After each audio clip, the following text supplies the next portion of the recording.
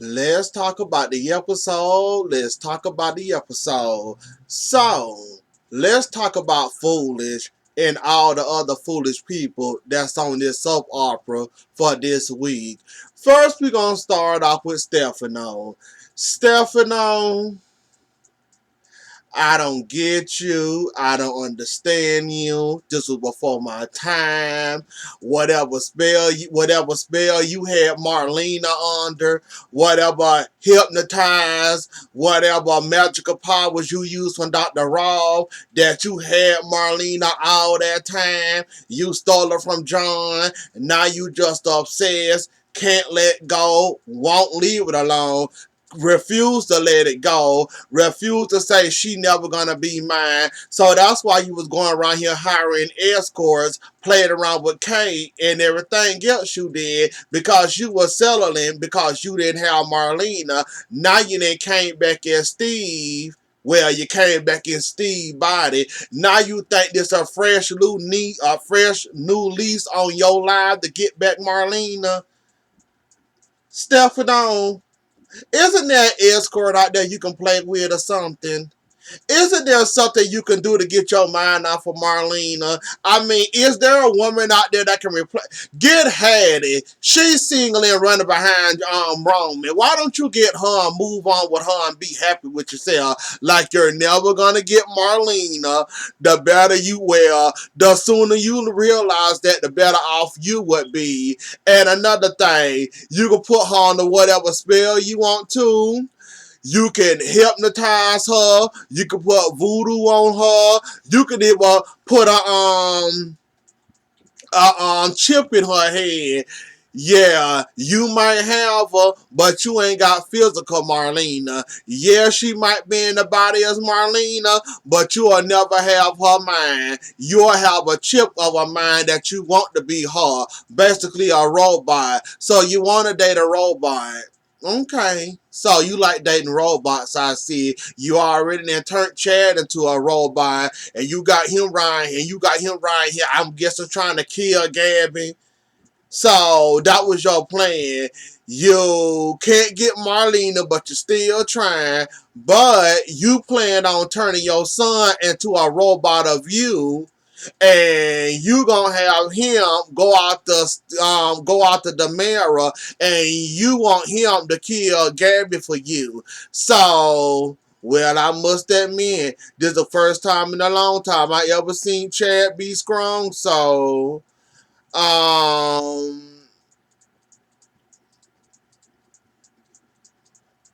well, it's the first time we ever seen Chad be strong or whatever. So I'm guessing it's a good thing. This could be a good thing, maybe a bad thing. I haven't decided yet, but yeah, Chad. And you think Abigail gonna approve of this? Well, it's not you thinking, it's a chip thinking for you. So you gonna think Gabby gonna approve of it?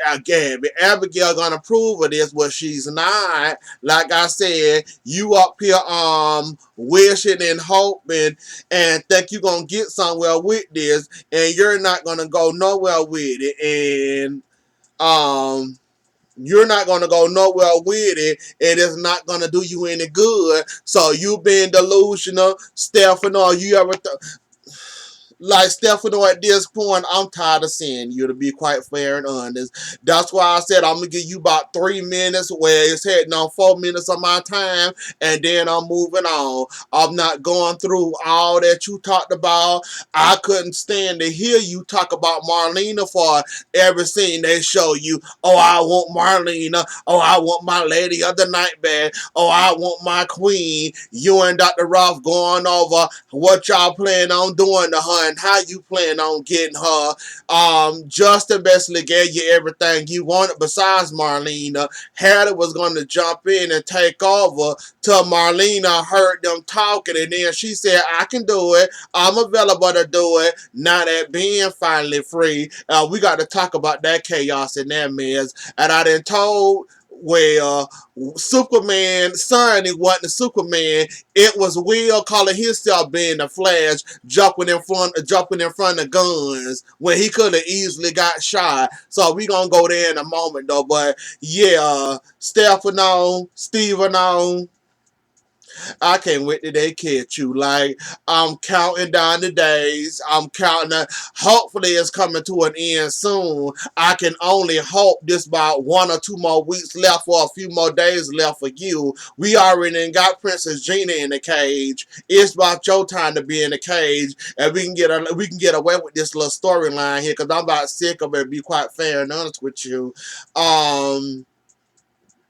Chad, whatever spell you under. I don't know how he put this spell on you. All I remember you doing was drinking something when he put something in your drain. Then you read the note and got the ring. And when you said familiar, the next thing you noticed, you was under a spell. So, and Kate realized you was under a spell. So, we got to see how this gonna play out. Is you gonna plan on helping your dad escape? Are you going to help him somewhere or assist him where Dr. Roth can assist him, man?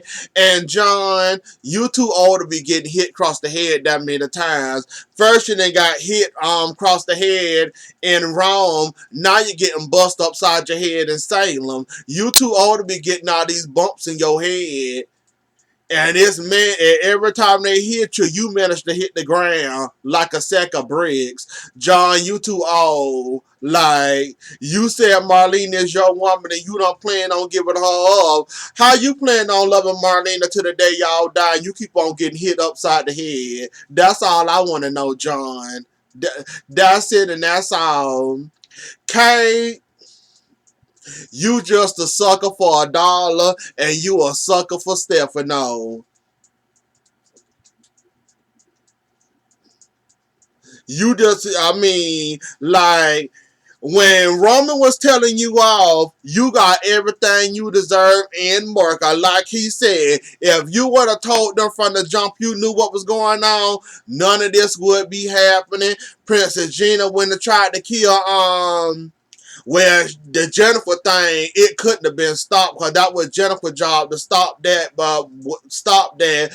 Well, she got tossed over the balcony, so we ain't gonna blame you for the Jennifer thing. We gonna blame you what led up to the Jennifer falling off the balcony and what happened next after that. Caused the whole wrong thing, the whole John getting bust upside the head, getting held hostage, the Marlena thing. We gonna blame you for all this and more happening after Jennifer went flying out that balcony or being pushed out that balcony. And the fact that you sit there and you won't take your scalding. Like, y'all kill me. You and Gabby both. Like, you was dead behind wrong. You could not tell nobody when you do somebody wrong. When is enough for them. I'm tired of you cussing me out. Okay, that's enough. I learned my lesson. Please stop yelling at me. Please stop scalding me. Like, they kill me with that. Just like Gabby. You deserve everything and more that you get. If somebody come in there and bust you in your forehead, you better sit there and take it like a lady. Like, y'all kill me with that. Like, Kay, I don't think Roma did a good job. And you like, okay, I get it. I realized I was wrong. I shouldn't have done it. I'm totally wrong for that. Like, I shouldn't. You know exactly why you did it, and you know why, and you know what was leading your mind into doing everything you did when you realized Steve and Princess Gina wasn't who they said they were, and how you went around covering their tracks for them and covering for them. Like Roman said, you did it for yourself, and you did it for the almighty dollar, and you did it for a position in the mirror. Like, and that's all it takes for you, a bug, a position, a bug in a position. Like, really? That's all it takes for you? You can forget about ever having Stefano the way you had him. He's too obsessed with Marlene and too far gone. If he gets you back or choose you next after that, you will be playing second fiddle to Marlena. So, if he do try to get you back, I tell him no thank you. And like I said, you ought to be plumb jealous that he loved your friend more than he loved you or ever loved you. So, I don't get you, Kate. Like, I don't know if that's a part of your brain that operates that way, or You just plain foolish, and all it takes for you is a position and $1 for you, and you in, even though you know it's bad, even though you claim to love these same people, but you okay with them being held hostage, could possibly die, get hurt or injured, just as long as your buck certified in a position that you don't deserve get settled, then you okay with that. Like, Kate, I don't know how you evaluate your life, but if that's all it takes for you, you really need to be, how old you is, about 40, 50, it's time to grow up, Kate, and there's more in life than a buck in a position. If that what turns you on at the age you are, you really messed up in your life, and you really need to be going seeing Marlena and see, can she set you up for a couple of appointments to see, can you get yourself together, if that all it takes for you. Like most people would have said, no, I'm not doing this. No, you can't force me. As many times as Stefano embarrassed the out of you, you still get on your hands and knees and say, yes, I'ma serve you, master. After every time and all the times he done embarrassed you, made a fool out of you, even clowned you in public, you still a sucker for Stefano. Like, I just don't get it, Kate. Like, you really need to let go. Like, you really need to go to Marlene, your best friend. Let her put you on a spell or a trance. Figure out where you went wrong at in your life and figure out what's wrong with you. And you really need to get yourself together. You too old to be this foolish and to still be getting manipulated by a man that's never gonna love you the way he loved Marlena. Like, you really need to go get a clue. Really, you do. Cause you too old. Like, Hattie ain't that bright, but still, she ain't that foolish as you. Like, I just don't get it, Kate. Like, please help me understand. Do you got daddy issues or mommy issues or something? It's something in your brain that's not clicking that makes you get on your hands and your knees when it comes to Stefano and be his idiot. I mean, what is it? That look, that glare he give you? What is it? His clapping on his, what is it this? Like, what is it that makes you say yes to Stefano when you should be cussing you know what out of him and telling him, I would never be your fool, I would never be your sucker no more. Ain't enough money in the world. I don't care about your position at the mirror. Like, why don't you cuss him out when he try you like that?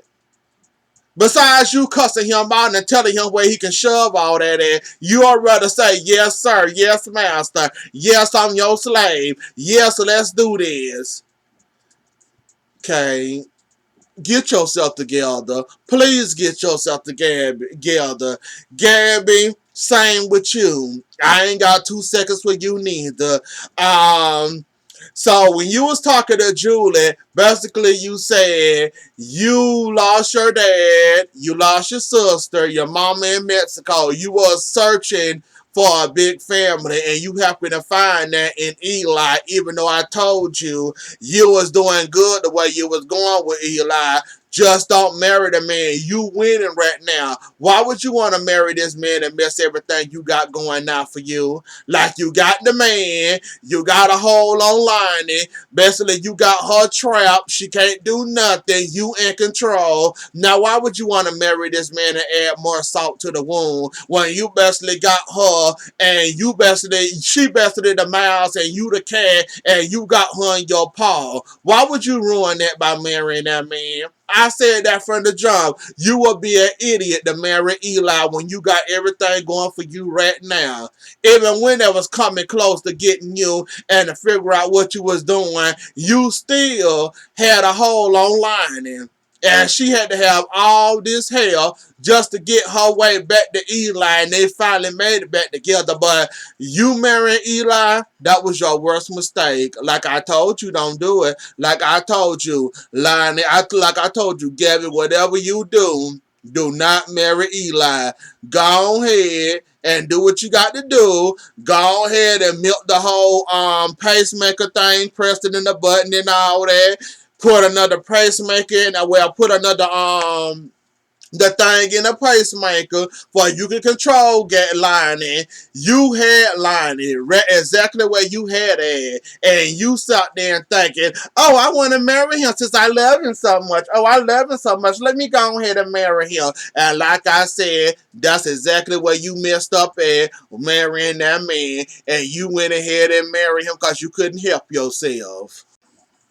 And then on top of it, then you have the nerves after they finally let you go and said, okay, fine, she gonna get a baby the bone marrow transplant. Let's go ahead and get her deal. Let's go ahead and set her free. You milked that for every dollar you got. Then you had the audacity and the nerve to show up late, talk your mess, even though I don't understand why Polly Pocket want to sit there as soon as you walk there and talking trash to you. Like, I could have put her in the corner and told her to shut up. Like, Polly Pocket, you was kind of messed up. Even though she ain't doing it for you to say your daughter lied per se, insulting her and doing what you doing, she could have easily said no and declined that and took her time and went back to jail. Like, you lucky her freedom was more worth it than to sit there and go back and forth with you. Cause at that point in my eyes, you was doing too much. Like, you shouldn't have went off on that woman like you did. Like, she basically him, even though she was late, even though she was rude and selfish or whatever. Why would you sit there besides, saying what you got to say to her in your mind, or better yet, being quiet? You gonna sit there, oh, you late, oh, you not doing this because she want to, you doing this because she want to. Like, I said, oh, Lord, now she finna go off. I said, if I was Gabby, I know I feel sorry for the baby or whatnot, but you pushing it. I would have walked on out, or I would have pretended like I gave my bone marrow or whatever. I would have made you suffer. I would have did a line back to you. Well, I would have did, I would have, if I was Gabby, I would have did you the same way I did Lonnie. Like, you was doing too much. Like, you was doing totally way too much. And it showed. Xander, Victor, and Dr. Rayner. I think that's her name? Yeah, Dr. Rayner. We coming to an end. Just like I said, y'all didn't hire somebody, pay somebody. Now they back in town. But the only thing different is they don't want no more money. They miss their position. They miss being a doctor. They had patients, so they came running back to town. So you managed to do something right in your how many times you done something illegal, Victor and Xander, that this time the person actually didn't come back begging for more money. Actually, they missed their job and what they doing, and plus they had patience when they took y'all money. So they said, no, I want to come back to town because I got patience. Unfortunately for her, she didn't give up her patience to somebody else. She kept them. They was looking for her. She liked the job she was doing, minus the switching of the baby. So she came back to do her job. Unfortunately for her, the same baby you trying to say is the same child you then switched and gave to somebody else here via a doctor.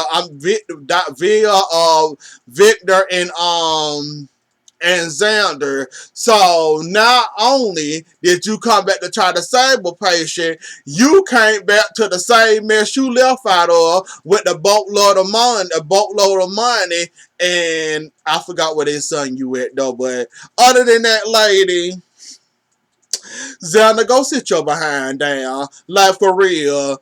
You something nice to look at. You got muscles or whatever. But Xander, you don't really scare nobody. Like, for real, for real. I think somebody will be scared of Victor before they ever be scared of you. Like your little outer threats, your little blackmail talking about killing somebody. Then on the other hand, you gonna tell Victor, I ain't gonna kill nobody. I wanna keep going straight. Why should I turn back and go killing somebody or whatever? Like, Victor, When you look at you and you calling yourself threatening somebody, just looking at your face, you don't look like a killer. You don't look like nobody I should be scared of. You don't look like nobody I should be shaking in my boots about, like, really.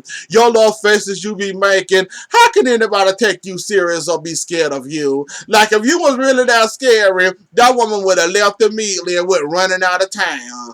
That ought to show you somewhere down to sit your behind down somewhere. You ain't scared nobody. Like, really, you pushing it too much. And Victor, ain't nobody for to go back to their old comfy life. Ain't nobody gonna forget about what they did. Maggie is not that type of person. You know Maggie is a good at too sure. You know once she know about this, she not gonna let it go.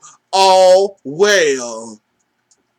Like she said, she killed the good person. Why should she go back to her life like ain't nothing happened? Why should she enjoy her life? She doing the right thing. That's what people with good hearts, and that's what people with a kind heart, when they do something wrong or realize they did something wrong, they go back to correct themselves, or they take whatever punishment that they deserve for doing what said crime. So you try to tell Maggie, don't turn yourself in, don't do this, don't do that. Like Maggie gonna sit there and listen to you.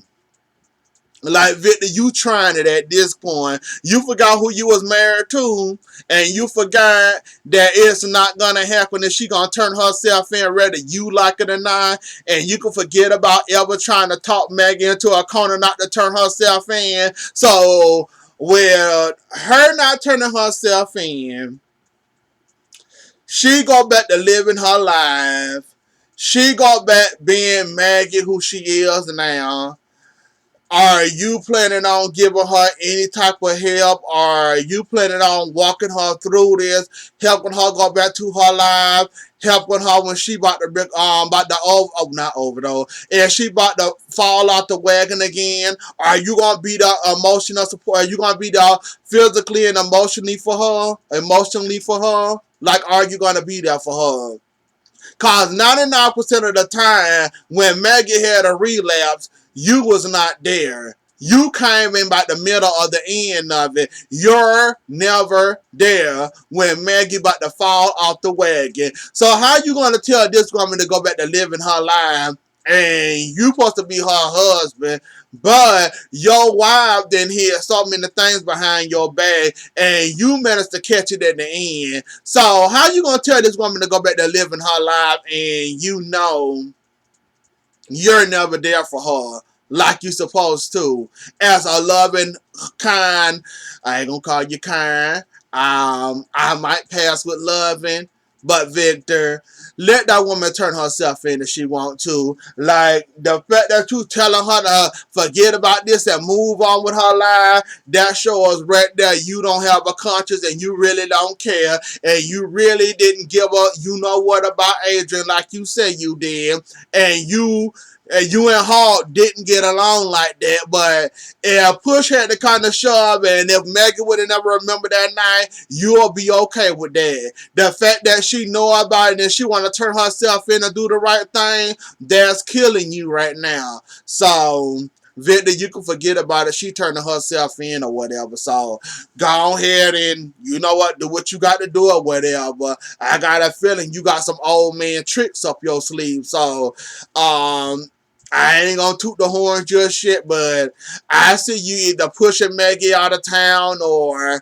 you know, finding a way to get her off these charges or whatever. But I see you, I see your gears turning, old man, and I see you up to some mess. So that's all I'm gonna say about that.